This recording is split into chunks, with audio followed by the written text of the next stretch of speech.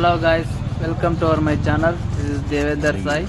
And ఇప్పుడు చూడండి, మనం బర్లయి కొమ్ములు అనేవి రాకుతారు అనమాట.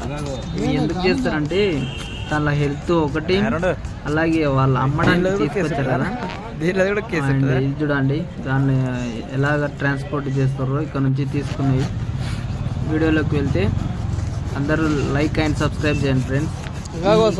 అనేటివి వాటి బాగు కోసం, అంటే హెల్త్ ఒకటి, అలాగే వాటిని మంచిగా కనిపించడానికి, అంటే కొనుక్కోవడానికి వెళ్తారు కదా మంచిగా. యుద్ధల కొమ్ము రాకింది చూడండి ఏ విధంగా మంచిగా కనబడుతుంది. ఎద్దు యొక్క మనం మేకప్ అంటాం కదా, ఆ విధంగా తయారు చేయడానికి ఈ విధంగా చేస్తారనమాట. ఇతనికి వచ్చేసి ఆ పని చేయడానికి ఒక కొమ్ముకి అంటే బర్రెకు 200 రూపాయలు దోసో లేలో తీసుకుంటాడు అనమాట. ఈ విధంగా అయితే తను చేస్తే ఎంత నీట్గా అంటే మంచిగా క్లీన్గా చేస్తుంటాడండి. ఎంత శ్రద్ధ, తక్కువ ప్యాషన్, అంటే ఎవరి పని వాళ్ళకి అన్నట్టు.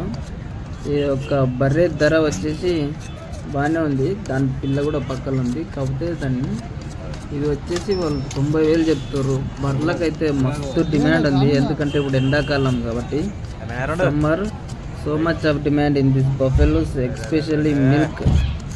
ఓకే, దిస్ ఇస్ ద ఈ చూడండి ఇంకా మంచిగా చేసి వాటిని ఇంకా ట్రాన్స్పోర్ట్ అంతా మంచిగా చేస్తారనమాట.